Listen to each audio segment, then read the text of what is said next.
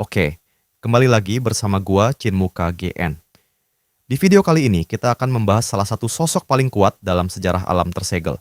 Seorang kaisar surgawi yang bahkan iblis purba pun tidak mampu menjatuhkannya. Sosok yang berdiri sebagai pilar langit alam dalam. Qinglin. Qinglin adalah kaisar surgawi terkuat pada masa kejayaan domain surgawi. Ia merupakan satu dari dua kultivator bersama sang penguasa yang berhasil menembus langkah ketiga di dunia gua dengan dua domain atau esensi. Sebuah pencapaian yang hampir mustahil dalam sejarah panjang kultivasi. Wujudnya adalah pria paruh baya dengan aura agung yang tak tersentuh waktu. Ia mengenakan jubah emas dengan 9 naga ungu bersulam di atasnya, masing-masing memperlihatkan ekspresi ganas seakan hidup. Rambut panjangnya terikat pita kuning, bergerak perlahan mengikuti arus energi di sekitarnya. Dari tubuhnya memancar aura surgawi yang luas dan menekan. Kehadirannya saja cukup membuat ruang terasa tunduk. Sebagai penguasa tertinggi nominal alam tersegel, Qinglin memahami arti tanggung jawab. Ia bisa menjadi kejam ketika dibutuhkan. Keputusannya selalu dingin dan tegas. Namun ia bukan sosok tanpa emosi. Ia pernah membiarkan Qiuyao hidup meski telah mengkhianatinya. Bukan karena lemah, melainkan karena ia tidak membiarkan kebencian menguasai dirinya. Ketika alam surgawi runtuh, Qinglin terluka parah. Fondasi kultivasinya terguncang. Ia terpaksa memasuki kultivasi tertutup untuk memulihkan diri. Namun di saat itulah dua iblis purba datang memanfaatkan kelemahannya. Tajia dan Beilu bersekutu untuk merebut tubuhnya, mengincar kultivasi dan ingatannya. Mereka meremehkan siapa yang mereka hadapi. Meski terluka, Qinglin tetaplah kaisar surgawi. Pertempuran mereka mengguncang ruang hingga mencapai alam surga, roh surgawi. Di sana, kekuatan Qinglin meledak. Beilu terbelah menjadi 9 bagian dan terpaksa berubah menjadi 9 roh iblis kuno yang bersembunyi selama waktu yang tak terhitung lamanya. Sementara itu, Tajia berhasil memasuki tubuh Qinglin. Namun Qinglin mencapai lantai ke-9 gua dan duduk bermeditasi. Dengan tenang, ia menyalakan 99 lilin, membentuk segel agung untuk menekan Tajia di dalam dirinya. Energi iblis memenuhi gua. Kegelapan mengikis kesadaran. Namun, lilin-lilin itu tetap menyala, menjaga sisa jiwa kaisar surgawi. Bertahun-tahun kemudian, takdir membawa seorang pemuda bernama Wang Lin ke dalam pusaran warisan itu. Saat Wang Lin memasuki gua kelimanya dan dikirim ke dunia botol, benang takdir mulai terikat.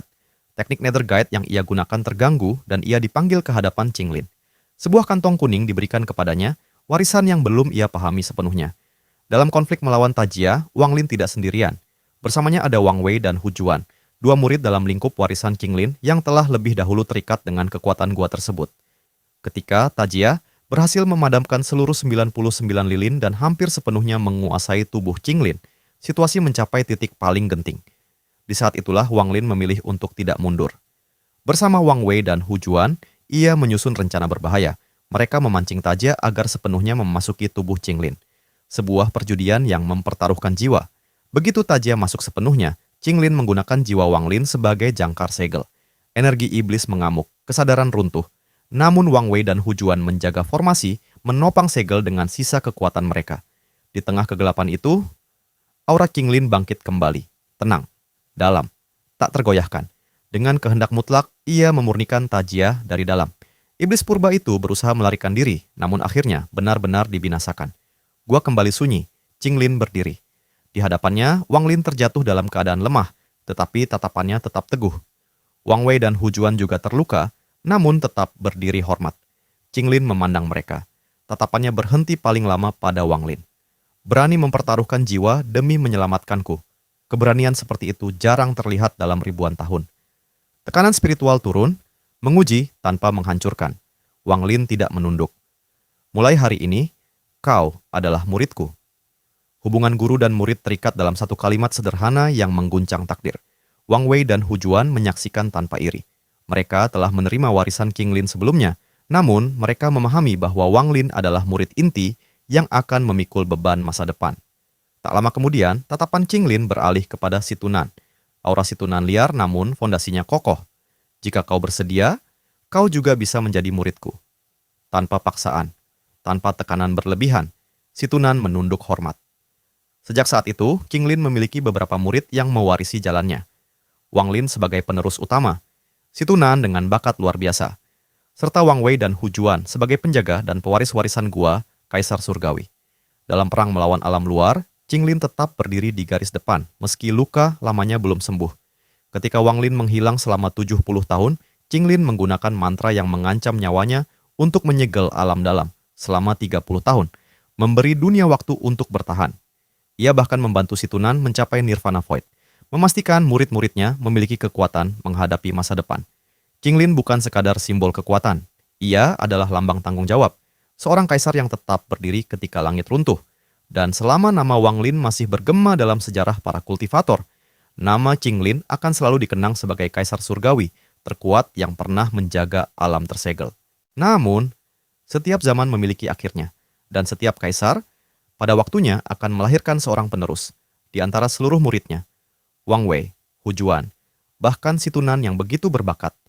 Hanya satu nama yang benar-benar dipilih oleh takdir, Wang Lin.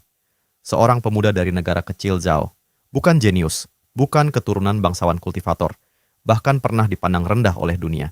Namun justru karena itulah, jalannya tidak ditempa oleh kemudahan, melainkan oleh darah, kehilangan, dan kesunyian yang panjang.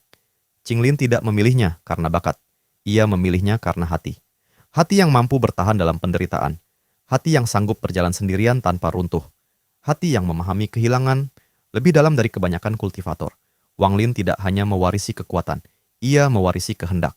Ia mempelajari hukum langit, memahami sebab dan akibat, menapaki Dao dengan jalannya sendiri, tidak meniru, tidak hidup sebagai bayangan, dan pada suatu titik, ia mulai melampaui.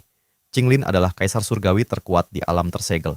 Namun Wang Lin adalah eksistensi yang menembus batas alam itu sendiri. Jika Qing Lin adalah puncak gunung, maka Wang Lin adalah langit di atasnya. Sebagai penerus utama, ia bukan sekadar murid. Ia adalah kelanjutan sebuah era. Jawaban atas takdir yang belum sempat diselesaikan gurunya. Dan pada akhirnya, nama Wang Lin tidak lagi berada di bawah bayangan Qing Lin.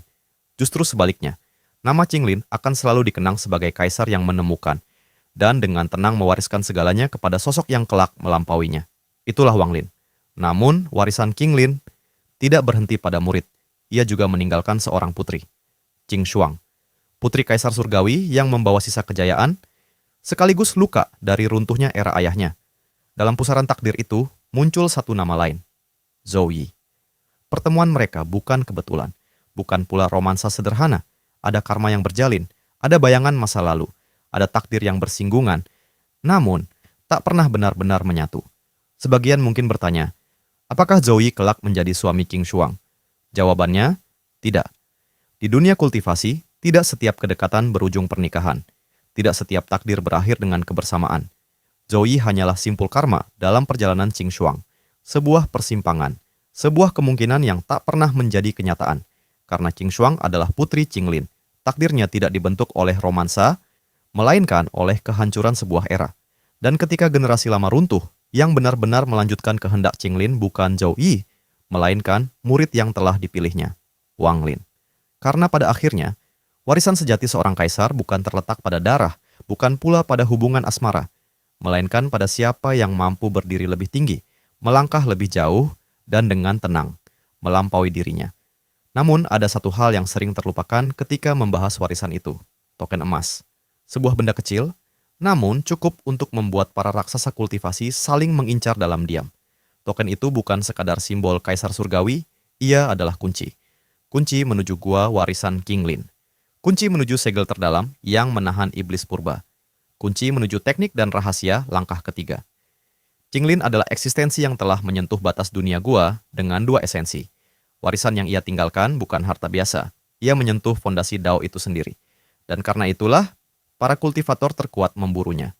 Tian Yunzi, Ling Tianhou, leluhur darah. Mereka tidak menginginkan emas, mereka menginginkan terobosan. Pada tingkat mereka, satu petunjuk tentang langkah ketiga lebih berharga daripada ribuan tahun kultivasi. Namun, mereka tidak menyadari satu hal. Token itu bukan hanya kunci menuju tempat. Ia juga alat seleksi. Qing Lin tidak meninggalkan warisannya untuk direbut dengan paksa. Ia meninggalkannya untuk ditemukan oleh seseorang yang layak memikulnya. Dan di tengah perburuan para raksasa itu, token tersebut jatuh ke tangan seorang pemuda dari Zhao Wang Lin. Bukan yang terkuat, bukan yang paling berpengaruh, namun justru dialah yang mampu membuka bukan hanya pintu gua, tetapi juga kehendak yang tertinggal di dalamnya. Para kultivator kuat melihat token emas sebagai kesempatan. Qing Lin melihatnya sebagai ujian. Dan dari ujian itulah lahir seorang penerus sejati, Wang Lin.